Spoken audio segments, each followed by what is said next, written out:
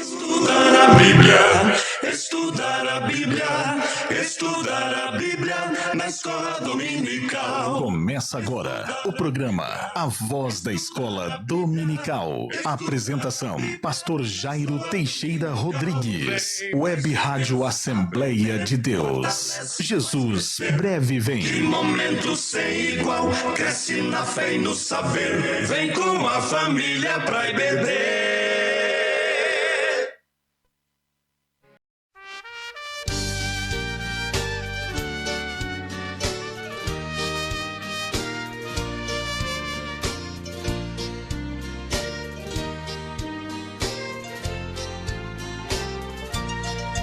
Bem-aventurado quem confia no Senhor como fez Abraão. Ele viu ainda que não via, e assim a fé não foi em vão. É feliz quem segue fielmente nos caminhos santos do Senhor. Na tribulação é paciente, esperando no seu Salvador. Os heróis da Bíblia Sagrada não fluíram logo seus troféus, mas levaram sempre a cruz pesada para obter poder dos céus. E depois saíram pelo mundo como mensageiros do Senhor, com coragem e amor profundo, proclamando Cristo Salvador. Deus terá coroa, passará por mais tribulação. As alturas santas ninguém voa, sem as asas da humilhação. O Senhor tem dado aos seus queridos parte do seu glorioso ser. Quem no coração for mais ferido, mais daquela glória há de ter. Quando aqui as flores já fenecem, as do céu começam a brilhar. Quando as esperanças desvanecem, o aflito crente vai orar. Os mais belos hinos em poesias foram escritos em tribulação, e do céu as lindas melodias se ouviram na escuridão. Sim, confiado inteiramente na imensa graça do Senhor. Seja de ti longe o desalento e confia no seu santo amor. Aleluia, seja a divisa do herói todo vencedor.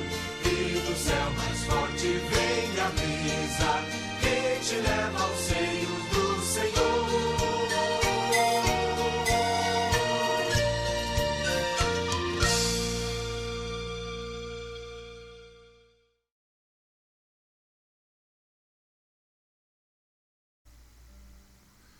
Maravilha, que bom, nós estamos voltando com o nosso programa Voz da Escola Dominical e queremos saudá-los com a paz do Senhor Jesus, dizer da nossa alegria poder chegar até você através da nossa rádio web ou portal da nossa Assembleia de Deus aqui em São Miguel, através das redes sociais, levando a mensagem da Palavra de Deus.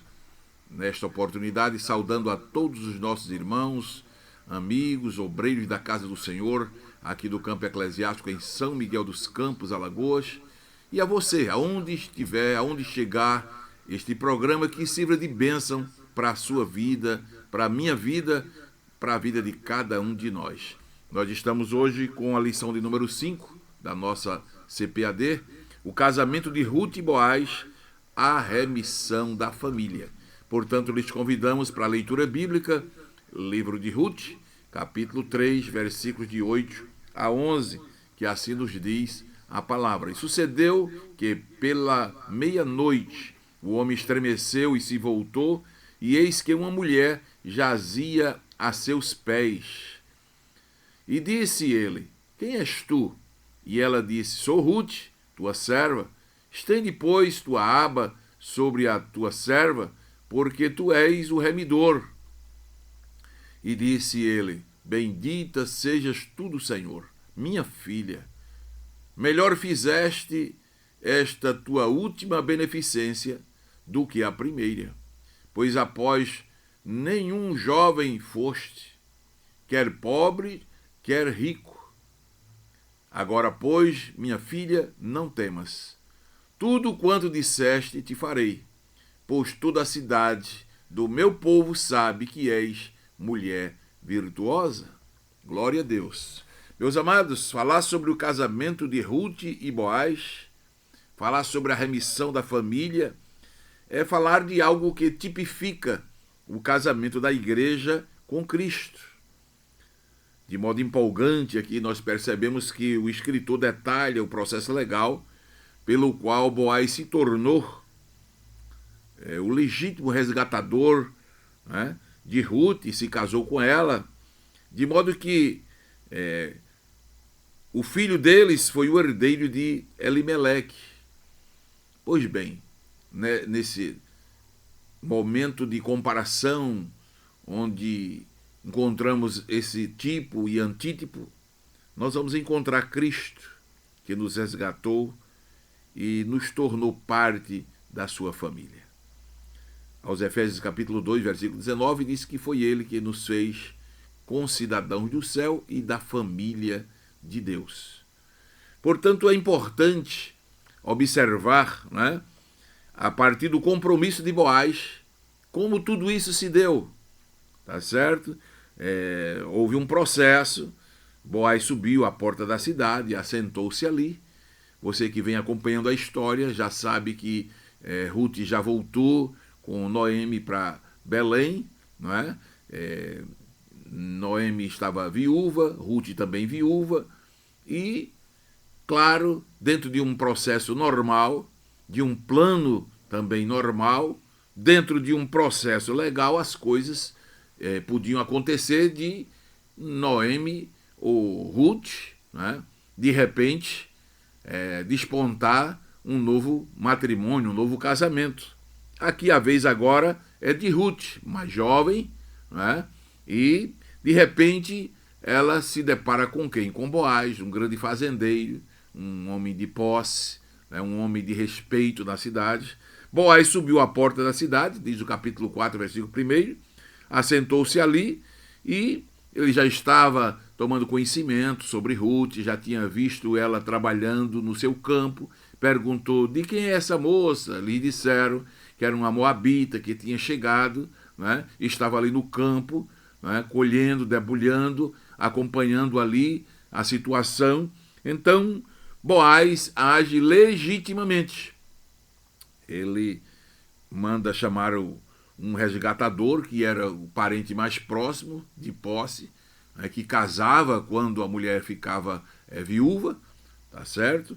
Mas quando aquele moço chega diante de Boaz, diante dos anciãos da cidade, que Boaz havia convidado, estava ali formado o coro legal, né, estava ali exatamente como se fosse um cartório oficial, né, na época, para oficializar as núpcias, aquele casamento.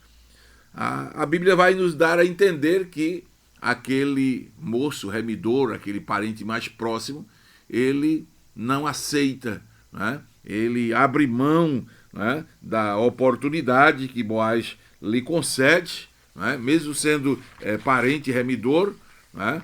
Boaz colocou diante dele: se você não se interessa, então eu a resgatarei, mas a vez é sua. Porém, a Bíblia vai nos dizer que aquele moço, ele, por algumas razões, ele rejeita resgatar a Ruth, né? Tomar conta de Noemi, a viúva, e com aquelas que ela trazia, né, as suas terras e assim por diante. Tinha que resgatar toda aquela situação. Uma condição até inesperada, né? No versículo 5 do capítulo 4, vai dizer exatamente que Boaz, no dia em que tomares a terra da mão de Noemi, também a tomarás da mão de Ruth, a moabita, mulher do falecido, para suscitar o nome do falecido sobre a sua herdade. Então, era uma situação normal e legal. Quem resgatasse, quem redimisse aquela situação de Noemi, né? Ruth, que estava viúva do falecido, então o remidor a tomaria, né? Por esposa. Pois bem, então, diante disso, Boaz explica que, ao comprar a terra de Noemi, também teria de quem o fizesse casasse com Ruth, para suscitar nome ao falecido, né? Mas aquele remidor, aquele parente próximo, ele não aceita, ele desiste, né? Então Boaz diz, redime tu, né? Redime tu o que me cumpria resgatar. Porém aquele moço, como era de praxe, né? Descalçou a sandália e assim ele cumpriu a formalidade legal, né? Abriu mão da sua responsabilidade, né? E agora Boaz tem a posse do direito de remir a terra de Elimeleque, casar com Ruth, prover um herdeiro para a família de Noemi, né? E assim Boaz ia agora cumprir a promessa que fizera a Ruth de ser o seu resgatador. Do capítulo 3, versículo 13, ele já tinha dito, eu o farei, tão certo como vive o Senhor. Né? Por certo, Boaz já estava sentindo, né, uma certa atração pela Ruth, e como ele agiu legitimamente, né, dentro da formalidade legal, Deus também se encarregou de ir preparando o caminho. A lei aqui do descalçar a sandália, né, era uma lei do levirato, desde o Deuteronômio que nós já encontramos esta lei, capítulo 25, versículo 5, quando os irmãos moravam juntos e um deles morria e não tivesse filha, então a mulher do falecido não se casava com um estranho, mas se casava com o irmão mais próximo, né? Se casava com o irmão do falecido. E o nome do falecido, então, ia exatamente ser resgatado, a família ia ter sequência. E aquele que não quisesse casar, então descalçava a sandália e passava o direito, né, direito de resgate para outro. Foi exatamente como diz a palavra de Deus que aconteceu, né? Foi assim que aconteceu. Nós vemos isso desde o Gênesis 38, no caso de Judá, de Onã, de Tamar, né, que houve lá aquela situação e se cumpriu o dever do levirato, foi suscitada a posteridade, né, e Tamar passou a fazer parte, né, da família do rei Davi, tá certo? Portanto, agora nós vamos encontrar na família do rei Davi 3 mulheres gentias. Primeira Tamar, segunda Raabe e agora Ruth vai fazer parte também dessa família dentro de um processo legal, creio eu, dirigido por Deus, né? A lei do levirato, até chegaram a perguntar a Jesus nos seus dias, portanto, na ressurreição, de qual dos 7 será a mulher, visto que com todos ela casou, todos a possuíram.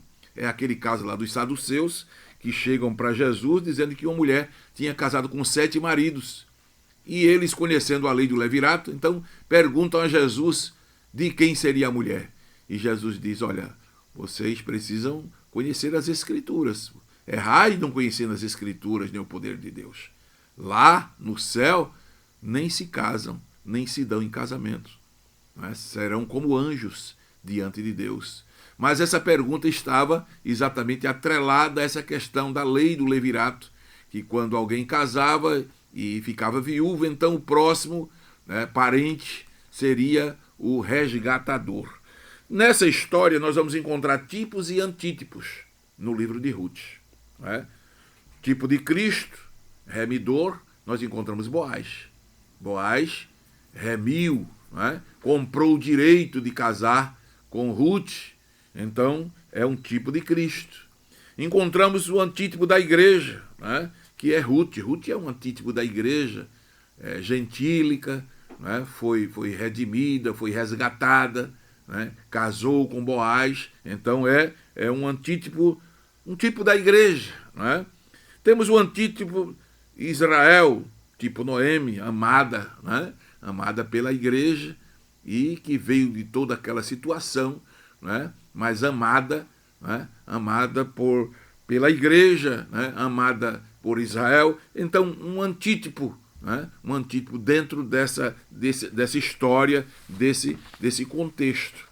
O que nós podemos extrair como lição de toda essa história é exatamente o que é o casamento à luz da Bíblia, né? A bênção do casamento, né? Como a Bíblia define o casamento, pois Boaz ele segue toda a formalidade legal, né? Ele respeita as leis da palavra de Deus e nós vamos entender que etimologicamente casamento é um ato solene de união entre duas pessoas de sexos diferentes, como diz a lei, capazes, habilitados, com legitimação religiosa ou civil. Então, casamento é isso aí, não é? A Bíblia não aceita outro tipo de entendimento, de definição a respeito da união entre duas pessoas. Hoje, no artigo 226, o parágrafo 3º da Constituição, fala-se em união estável, mas até agora a igreja ainda não considera como casamento, e a própria Constituição, o próprio direito, também diz que é uma união, não é um casamento. E pela lei, pela Constituição Federal, nós vamos entender que casamento é união entre duas pessoas de sexo diferente. Então, os demais tipos de união que existe está fora, né, tanto do que diz etimologicamente o casamento pela nossa Constituição, como também à luz da Bíblia. À luz da Bíblia, o casamento é uma instituição que tem por objetivo legalizar a união entre o homem e uma mulher. Veja bem, essa é a definição bíblica, não é? O casamento é uma instituição social, tem origem divina, né? Foi fundada no princípio da raça humana, né? Para a sustentação da família. Deus criou o casamento exatamente para manter a pureza, né? Casamento como um concerto, como uma aliança, feito entre pessoas de sexo opostos, diante de Deus, diante da família, diante da igreja, né? E ambos passam a ser marido e mulher, enquanto viverem é o que diz a santa palavra de Deus. Então, a história de Boaz, casando com Ruth, vai nos mostrar exatamente alguém, né, ou duas pessoas interessadas em casar dentro dos parâmetros da lei e também da vontade de Deus. Esta é uma das facetas importantes da lição desta semana. Claro que o casamento tem uma origem, né? O casamento foi originado em Deus e a forma de casamento também tem a sua origem na palavra de Deus. Por exemplo, por que é que nós cristãos prezamos, né, e temos muito cuidado com o casamento e o tipo do casamento? Porque nós primamos pelos princípios judaicos cristãos. E à luz da Bíblia, em primeiro lugar, o casamento é uma união heterossexual. Hétero quer dizer diferente, e sexual que envolve sexo. Então, pela Bíblia, o casamento hétero foi dito, deixará, portanto, pai e mãe e unir-se-á a sua mulher. O varão deixará pai e mãe e unir-se-á a sua mulher. Então está aí, à luz da Bíblia, em primeiro lugar, o casamento é heterossexual. É hétero porque é homem e mulher. Então está aí, macho e fêmea. Deus criou macho e fêmea, a sua imagem os criou. Então, em primeiro lugar, à luz da Bíblia, casamento heterossexual. Segundo lugar, casamento à luz da Bíblia é uma união monossomática. Mono está dizendo um, e somática é a soma de corpos. Né? Não é por acaso que a Bíblia diz, os dois serão uma só carne. Não pode ser diferente. À luz da Bíblia, o casamento é monossomático, porque une dois e forma um. Né? A bênção do casamento, né, do casal, os dois, né, formarem um só corpo no relacionamento, na relação a dois, é bíblico. Deixarão pai e mãe, unir-se-á a sua esposa ou apegar-se à sua mulher, e serão os dois uma só carne. Então, à luz da Bíblia, o casamento é hétero, é monossomático, é indissolúvel. Na expressão bíblica, apegar-se-á à sua mulher. Portanto, o varão deixará pai e mãe e apegar-se-á. Essa expressão apegar-se-á no hebraico é dambak. Dambak quer dizer exatamente apegar-se, grudar-se, esconder-se. Né? No sentido literal hebraico, hoje, seria colar, aderir. Portanto, tem a ver com cola, né? Tem a ver com lealdade, tem a ver com devoção. À luz da Bíblia, o casamento é indissolúvel.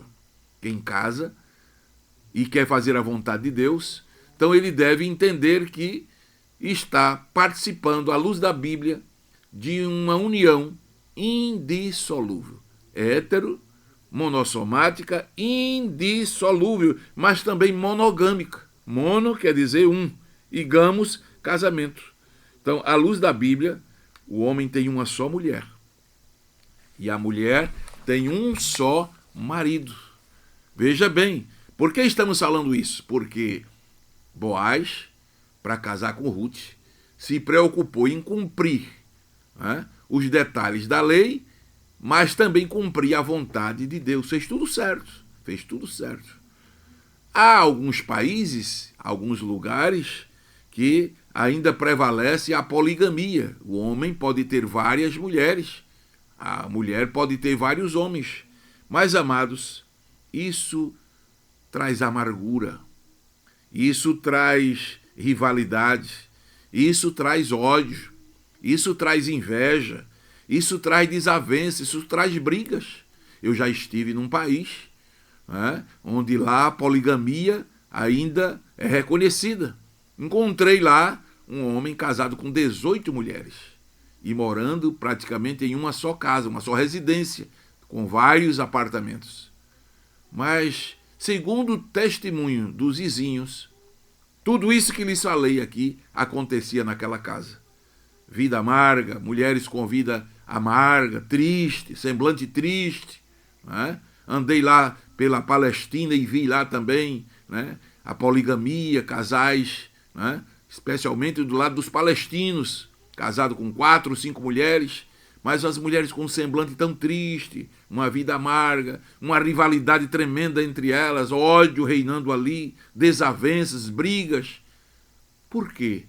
Porque esse sistema de casamento polígamo está fora da palavra de Deus. Claro que em nossa Constituição, né, o casamento, pelo menos em termos de lei, ainda é monogâmico. Mas, para nós aqui, fica o exemplo de que a poligamia não é algo salutar. Né? Nos países onde existe a poligamia, é uma desavença terrível, é um ódio tremendo, as desavenças e brigas e assim por diante. Volto a falar de Boaz e Ruth. Boaz, para casar com Ruth, ele obedece os trâmites legais. Né? Ele tanto cumpre a lei, né? Ele vai buscar lá na lei do levirato como deveria ser, o resgate e depois tomar Ruth por mulher, como também ele está fazendo tudo dentro da vontade de Deus. O casamento de Boaz com Ruth deixa-nos lições preciosas. Né? Claro que no casamento os desafios superados no passado não devem impedir nossa alegria do presente. Isso é uma palavra que vai ajudar talvez a você que está enfrentando problemas, desafios relacionados ao seu passado. Ruth não podia ficar, né, simplesmente presa a um passado de um marido que faleceu, né, das lutas que ela enfrentou, das dificuldades, da crise. Há pessoas que o casamento entra em conflito porque ele fica exatamente trazendo os desafios, problemas do passado para o seu presente. Você casou com uma nova pessoa? É uma nova situação. Deixe os problemas do passado para lá. Supere isso. Eu digo até que pessoas que não superaram ainda os problemas do passado não podem enfrentar um casamento no presente. Há uma necessidade disso, porque isso vai, se você continuar preso aos problemas do passado, isso vai impedir a sua alegria no presente. E no presente, o novo casamento é para gozar de alegria, de prazer, viver uma vida feliz a dois. Até isso nós aprendemos no casamento de Boaz com Ruth.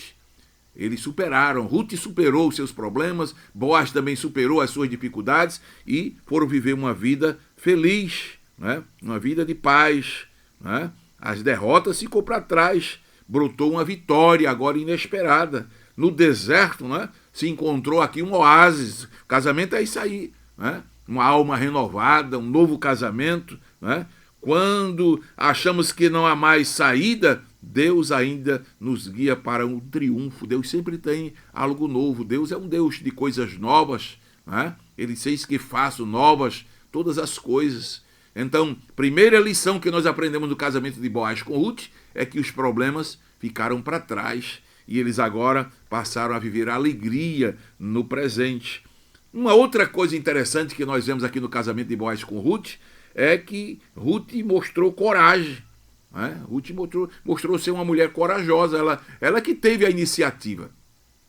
Foi ela que discretamente foi em busca de Boaz, né? Foi ela que esteve lá aos pés de Boaz. Boaz despertou, diz o versículo 8, né? Que ele, meia-noite, estremeceu e eis que uma mulher jazia aos seus pés. Ela tomou a iniciativa, né? Isto é uma coisa muito interessante de ser observada. Ela não esperou pelo casamento sentada em casa, não. Ela fez a sua parte, né? Ela foi atrás de Boaz, ela buscou realizar seu sonho, ela não ficou parada, né? Esperando que acontecesse, não, ela tomou a frente. Quem tem necessidade é quem sabe o que precisa, né? Cada um sabe as suas necessidades, então quem está sentindo necessidade, corra atrás, né? Deus abençoa, Deus está pronto a ajudar, mas no casamento o homem e a mulher têm que ter a sua participação. Não vai descer um anjo do céu e falar, olha, você é a escolhida, você é o escolhido. Às vezes jovens nos perguntam isso. Ô pastor, quando é que eu sei que o casamento é na vontade de Deus? Vai descer um anjo do céu com a espada na mão e vai falar bem forte, olha, o nome dela é... Não, meu amigo, meu irmão, não espere que isso não vai acontecer. Deus vai lhe dar sinais, você vai correr atrás, você vai buscar a pessoa ideal para os seus sonhos, você vai buscar entender qual o plano de Deus, se aquela pessoa tem, né, exatamente um relacionamento perfeito, ver como é a família daquela pessoa, ver como aquela pessoa corresponde aos seus ideais, aos seus planos, né? Se há aquela liga, aquela cola, aquele amor, aquele entendimento. Então, dentro dessa visão de um total, você vai entender que Deus colocou aquela pessoa no seu caminho. Porque a pessoa que você esperava, a pessoa que você sonhava, a pessoa que você exatamente vê que corresponde aos seus desejos, aos seus sonhos, né? Aos planos que Deus tem na sua vida, e aquela pessoa corresponde, então Deus já está lhe mostrando que essa pessoa foi indicada por ele, foi preparada por ele. Veja bem, Ruth e Boaz, foi assim. Deus colocou um no caminho do outro. Não precisou que se ouvisse vozes, não precisou de profecia. Muito cuidado com profecia no casamento. Há muitos casamentos atrapalhados aí porque foram resultados de profecias erradas. Né? Até porque a profecia ela vem exatamente para edificar, para consolar, né? Para exortar. A Bíblia não mostra profecia para fazer casamento. Profecia é mais no âmbito espiritual, né? Da espiritualidade da pessoa. Mas você não precisa ouvir profecia para casar. Deus lhe deu o entendimento, o raciocínio, a razão para você analisar, para você avaliar, né, o que vai dar certo e o que não vai. Agora, se você já está vendo que não vai dar certo, que a pessoa não é aquela pessoa que você gostaria que Deus lhe desse, preparasse para você, então Deus já está lhe dando sinais. Tá certo? No casamento de Boaz com Ruth, a gente vê que as coisas vão convergindo, tudo vai dando certo. eles vão se encontrando, eles vão se falando, ela vai se esforçando para fazer a parte dela, ele também vai cumprindo a lei. Então você observa que Deus está nesse negócio. A alegria da família deve ser construída. Deus em primeiro lugar. Coloque Deus na frente de tudo. Os noivos de Caná da Galileia primeiro convidaram Jesus. Então convide Jesus. Coloque Deus como base sólida. E aí teu casamento vai ser uma bênção, como foi o de Boaz, como foi o de Ruth. Deus manda, Deus prepara. A felicidade de Ruth é porque ela buscou a Deus diante de tudo, ela estava ali confiando em Deus, esperando em Deus, agindo, trabalhando, fazendo a sua parte, e Deus convergindo as coisas para dar tudo certo. Então isso é importante observar no casamento. Ruth é uma figura da igreja de Jesus. Casamento de Boaz com Ruth, Ruth foi resgatada, a igreja também foi resgatada. Ruth era moabita, estrangeira, a igreja também é estrangeira. Mas assim como Boaz redimiu a Ruth, comprou a Ruth, Jesus comprou a igreja. Jesus pagou o preço pela igreja e Jesus vai casar com a igreja. Glória a Deus. O anel no dedo, glória a Deus, fala de compromisso. E Jesus tem compromisso com a sua igreja. Está escrito Apocalipse 1:6, que ele nos fez reis e sacerdotes. Rei para reinar com ele e sacerdote para interceder uns pelos outros. Então a igreja já está comprometida com Jesus. Assim como Boaz se comprometeu com Ruth, a igreja está comprometida com Jesus e breve se dará o grande casamento. Jesus vai voltar para buscar a sua noiva. Glória seja dada ao nome de Jesus. Ele disse em João 14, não se turbe o vosso coração. Crede em Deus, crede também em mim. Na casa de meu pai há muitas moradas. Se não fosse assim, eu vos teria dito, vou preparar lugar. E quando eu for, e vos preparar lugar, virei outra vez e vos levarei para mim mesmo, para que onde eu estou, estejais vós também. Então vai dar em casamento. Jesus vai voltar, vem buscar a sua noiva. Aguardemos firmemente esse glorioso dia da sua vinda. O Boaz casou com Ruth. Foi uma festa linda. Imagine como vai ser lindo a festa do casamento de Cristo com a igreja. As bodas do Cordeiro, a luz da Bíblia. Louvado seja a grande festa que durará 7 anos, glória a Deus, vai ser uma festa linda e maravilhosa. O amor de Boaz simboliza o amor de Jesus por todos nós. Boaz amou a Ruth, Jesus ama a sua igreja, um amor sem acepção, um amor que não julga o nosso passado, não leva em conta a ignorância, um amor que tudo crê, um amor que tudo espera, um amor que fez Jesus suportar tudo por nós. Glória a Deus, um amor ágape, um amor que envolve renúncia, entrega. Este é o verdadeiro amor, o amor de Deus.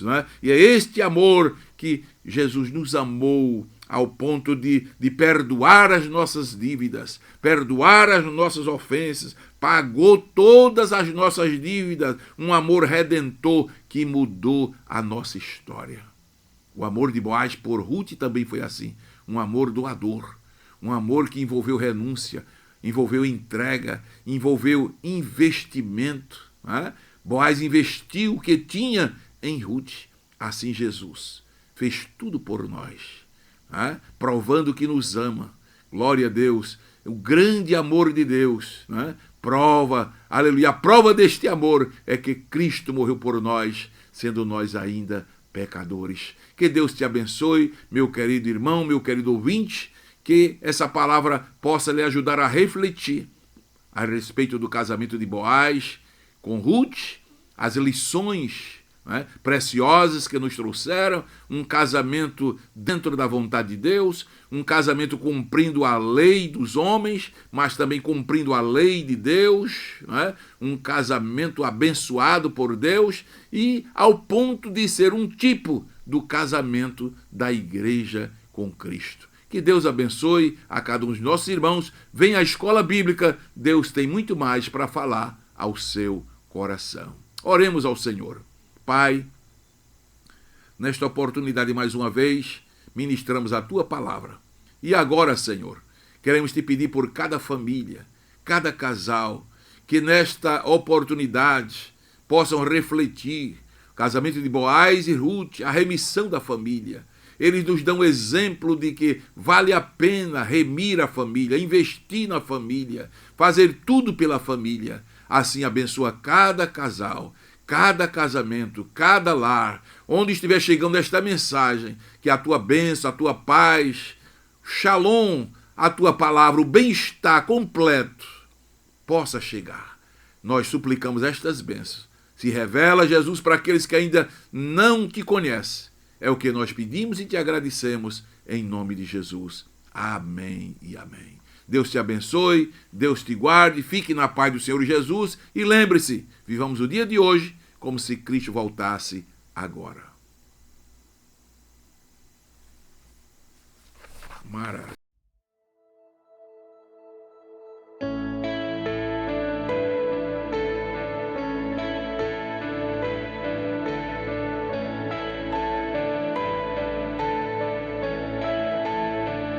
Quão grande abismo entre nós, quão alto monte a escalar, com desespero voltou ao céu e a noite veio a me chamar.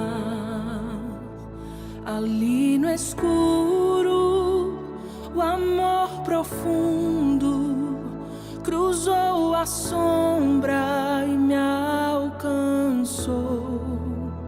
Está consumado e o fim escrito. Minha esperança está em Jesus.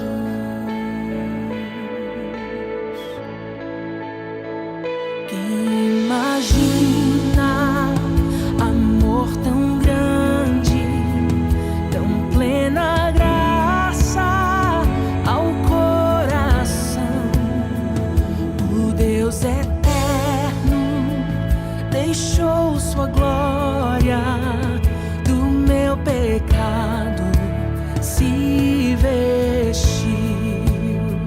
Na cruz falou: sou perdoado. O Rei dos Reis me adotou. Senhor querido, eu te pertenço. Minha esperança está em Jesus. Oh, aleluia, a quem me libertou. Aleluia, da morte me arrancou, minhas cadeias quebrou. Em seu nome a salvação, minha esperança está em Jesus.